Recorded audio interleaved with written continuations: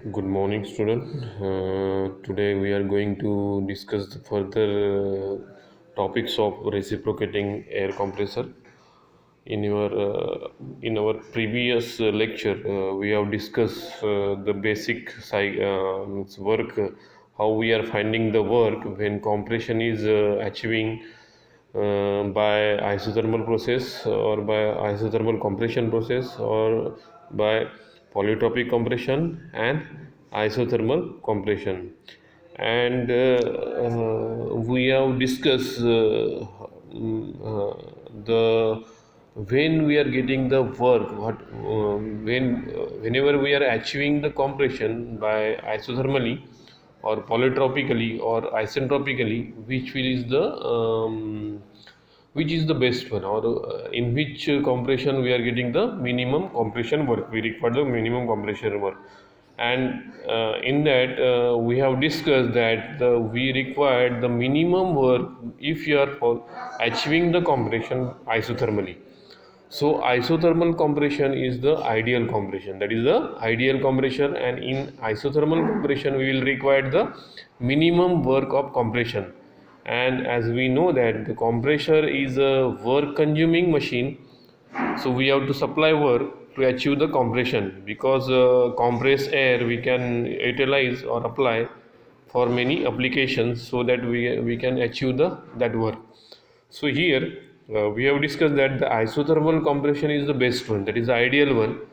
And after that the higher work required for the polytropic compression, and then after that we will get the we are required in the higher compression for isentropic compression process. So here first of all we will derive the equation for work required for reciprocating compression. So already we have discussed the working of reciprocating compressor, and here you can easily see the PV diagram for reciprocating air compressor without clearance volume. So we have discussed the reciprocating compression with clearance volume and without clearance volume. So in this diagram you can easily see the PV diagram for reciprocating air compressor without clearance volume. And we have to find out the work required for compression if for the single stage without clearance volume. So here, so see, we can easily find out. This is the first is the, you can easily see that. So this is the swept volume is given, means this is the clearance. So this line is, it is the top dead center, it is the TDC, and this is the BDC, this is the bottom dead center, this is the bottom dead center, this is the bottom dead center. So from here first, so this is the suction process, so this is the suction process. So this is the suction process. If suction is ideal, what I am saying, if the suction is ideal, then we can supply the air to the cylinder from point number 5 to point number 1. But ideally we cannot suck the air whatever the swept volume is available. So this is the swept volume. What is this? This is the swept volume, and we cannot suck the air equal to the swept volume. So we can suck the air less than the swept volume. So we are sucking air equal to the effective swept volume. So this volume V1 minus V4, it is the effective swept volume, and this much of air we are sucking inside the air, and this air will get compressed from 1 to 2. So this is the polytropic compression as shown in the diagram. This is the polytropic compression. 1 2 is the polytropic compression, and 2 3 is the delivery process. We are delivering compressed air to the cylinder. So this already we have discussed this working of the reciprocating compressor. Now we have to find out the how much work is required for compressing that air, that we are going to find out over here. So this is the, so we have to find out the area enclosed by this two curve. Area enclosed by this two curve, as we are finding out the work for air compressor without clearance volume. with clearance volume. So what we have to do, we have to find out the work. So to find out the work, so we have to, so this is the total area, so this is the total area. So if this total area is there, if you are deducting from this total area this area, that is the area 7436, if you are deducting from this area 1 2 6 5 and 1, so this we can see. So for finding the actual work, so finding the actual, so what is the actual work? So for to find out the actual work is the area 1 2 3 4.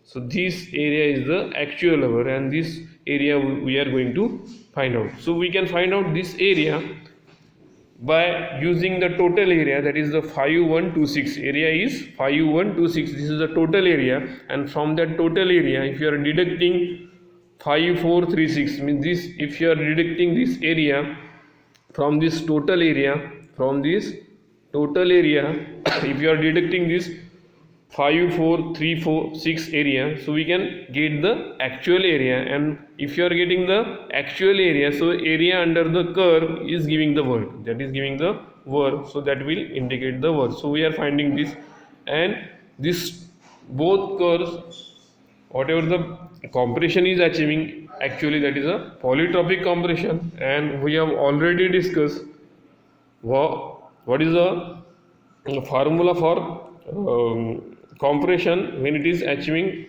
at polytropically. So this total area, that is indicated by curve 1 2, that is the curve 1 2. So this is, we can put the formula for that one, that is the n divided by n minus 1 p1 v1 1 minus p2 by p1 n minus 1. So this is the work required when compression is achieving polytropically. So this polytropic compression, work required for polytropic compression, we have already derived in previous lecture, and from that lecture we can say that the area, total area represented by 1 2 6 5 1 is given by n divided by n minus 1 p1 v1 1 minus p2 by p1 raised to power n minus 1. So this is the polytropic compression work when it is achieving by 1 2. So at the same time there is a clearance volume is there. So for that, so for this curve 3 4, if you are deducting this area, it will get, so at this n divided by n minus 1, and this pressure is P4. So here pressure is P4 V4 1 minus P3 by P2 P3 by P4 n minus 1 divided by n. So this both compression 1 2 and the piston movement from top dead center to middle of the top dead and bottom dead center, we are achieving this expansion, this achieving polytropically. This compression and expansion is achieving polytropically. So this is the compression, and this is the expansion. This is the expansion of the air which is in the clearance volume. So it is shown by process 3 to 4. So we have deducted area of expansion from the area of compression, so we got the net area. So this is given by n upon n minus 1 p1 v1 1 minus p2 by p1 raised to power n minus 1 minus n divided by n minus 1 p4 v4 1 minus p3 by p4 raised to power n divided by n minus 1.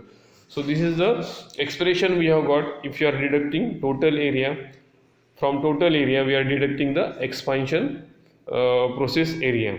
So here we can say that, so 1 and 4, so at state point 1 and at state point 4 the pressure is same. So we can say that P1 is equal to P4, we can say that P1 is equal to P4, and we can say that P3 is equal to P2. So this P1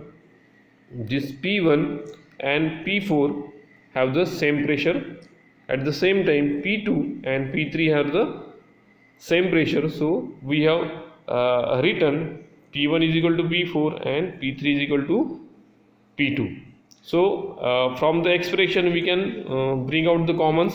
So we can say that this is the n divided by n minus 1 is the common in both expression. Then 1 minus P2 by P1 raised to power n minus 1 divided by n, and 1 minus P3 by P4 raised to power n minus 1 divided by n. These also common because P2 by P1 is equal to P3 by P4.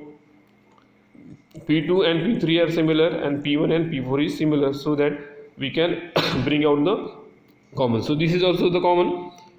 Then P1 and P4 are same, so we can bring out the P1 and P4 as a P1 as a common. So we have bring out the common. So n divided by n minus 1 P1 and 1 minus P2 by P1 raised to power n minus 1 divided by n, we have bring out the common, and then only volume terms are remaining in this expression. So if after bringing the most of the common, we can find out that only volume terms are there, and so we can deduct it V1 minus V4. So this expression now turns into W is equal to n divided by n minus 1 P1 V1 minus V4 into 1 minus P2 by P1 n minus 1 divided by n.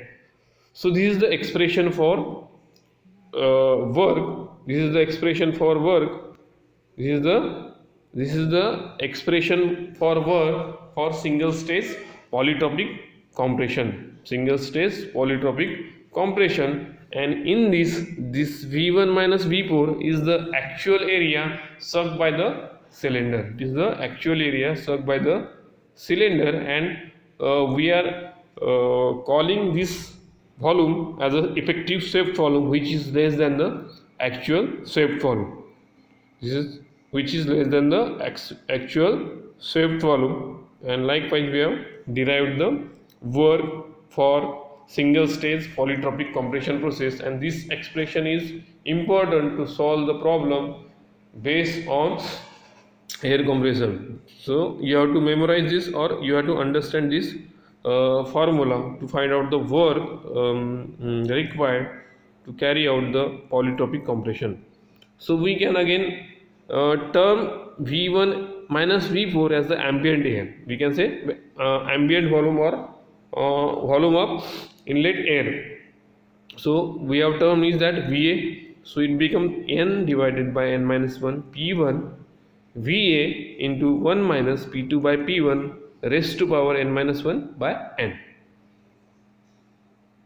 Again we can write down P1 V1 is equal to MRT1, because P1 V1 and at state point 1 whatever the ambient temperature of air is there, that also we can use with the help of gas constant. So we can reduce this expression again in terms of temperature and gas constant.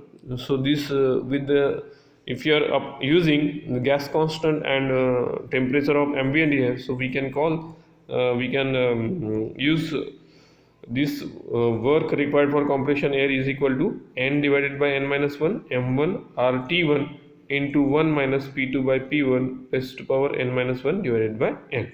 So here m1 is the actual mass of air delivered. It is the actual mass of air delivered. If you are considering per kg basis, so m1 will become 1, and this will convert into n divided by n minus 1. As the m is 1 is equal to, it will not be there. So RT1 into 1 minus P2 by P1 raised to power n minus 1 by n. So this is the expression, and this is important expression, you need to understand it. Now we have already discussed what is the volumetric efficiency. Normally we are whenever we are discussing the air compression, volumetric efficiency is the very important one.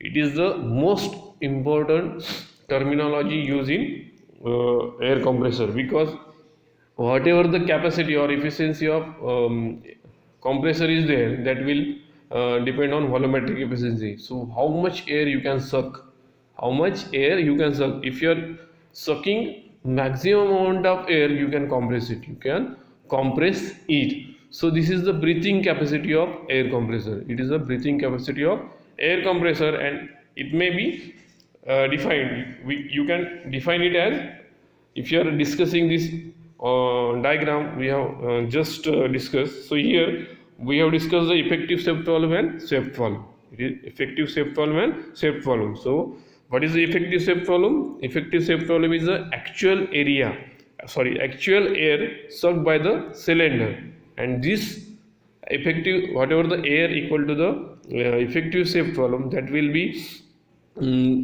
carried out for different processes. Means it will be sucked, then compressed, and then delivered. It will be delivered to the cylinder. So that is the effective swept volume, is the actual area sucked by the cylinder. And what is the swept volume? The swept volume is the volume in between the top dead center and bottom dead center. That is the swept volume. That is the ideal volume which can be sucked by the cylinder. So volumetric efficiency is nothing but it is the ratio of effective swept volume, means actual air sucked by the cylinder, to the ideal volume already inside the cylinder, is, that is the swept volume. So it is the ratio of effective swept volume to the swept volume. So effective swept volume is given by V1 minus V4. It is given by V1 minus V4, and swept volume is given by V1 minus V3, V1 minus V3, and this ratio is called as volumetric efficiency. So some of the time for solving volumetric efficiency, we need they will give the terminology of clearance ratio. So what is the clearance ratio?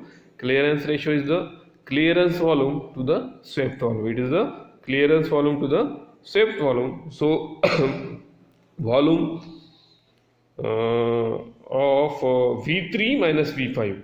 So V3 minus V5 is the clearance volume. So this is the clearance volume. So you see, this is the clearance volume, and that is equal to V3 minus V5. So you can say that that is equal to V3, as V5 is 0. So it is equal to V3, and clearance ratio is the ratio of clearance volume to the swept volume. It is the ratio of clearance volume to the swept volume. Now what is the free air delivered? FAD, free air delivered. So if the volume of air compressed, if the volume of the air compressor is reduced to NTP, what is the atmospheric temperature pressure? That is nothing but the normal temperature pressure. If you are reducing the volume of air compressor to NTP, that volume of air we are calling as the free air delivered. That we are calling as the free air delivered. Means whatever the air delivered by the compressor, that is not the FAD, that is not that is the actual condition, that is the actual condition. But if you are converting that actual condition into normal temperature pressure condition, then whatever the volume we are getting, that is nothing but the free air delivered. And likewise, we have already converted actual air into normal temperature air while calculating the while solving the problem of IC engine. While solving the problem of IC engine, testing of IC engine, we have converted the fuel actual because in one of the problem we have solved, there the calorific value was given at normal temperature pressure, and we are not using the calorific value of fuel at normal temperature pressure. So in that problem we have converted that calorific value of fuel at normal temperature pressure into actual condition by using the ideal perfect gas equation, and here in air compressor, what is the free air delivered? It is not the volume of air at actual condition, it is the volume of air at normal NTP condition, normal temperature pressure condition. That volume of air we are calling as a free air delivered.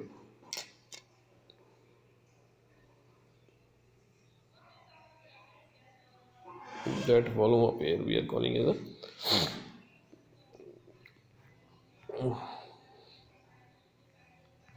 So till now, we have discussed the what we have discussed. We have discussed the work required for polytropic compression. Work required for polytropic compression. How we are going to calculate the? We have discussed the derivation of work required for polytropic compression.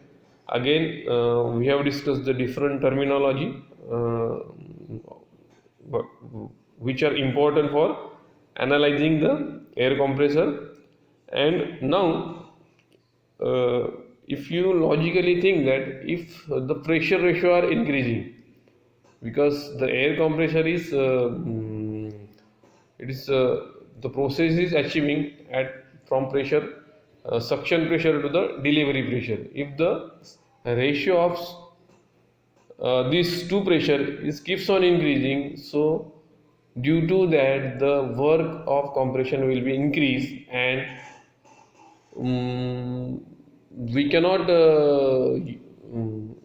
means use the single stage compression for the increased pressure ratio. For if the pressure ratio is increasing, if the pressure ratio is higher than the limiting pressure ratio, so at such condition we are using the multi-stage compression. We are using the multi-stage compression if because if the pressure ratio is increasing, we require the heavy working parts. We will require the heavy working parts. We will require the heavy working parts. And but because the pressure acting on that metal part will be higher, and for withstanding that much of pressure they will require the heavy working parts. Then again, it is quietly impossible, means it is not possible to accommodate the high pressure ratio. Then again, due to that the vibration will be created, and we will have the balancing problem of the component. Then again, there will be the fluctuation of high torque. There will be the fluctuation of high torque, and for that purpose we will require the heavy flywheel. We have to require the install heavy flywheel. So there are many drawbacks are there, disadvantages are there if you are using the single stage, if there is a higher pressure ratio. So in such case we are using the multi-stage compression process. So this multi-stage compression process is also important, because during the multi-stage compression, because there are two stages will be there. Once if there is a pressure ratio is nearly 1 to 6 to 6 bar to you can say 18 bar, so we can divide that 6 bar to 18 bar into 6 to 12 and 12 to 18 bar. So there will be the two stages will be there.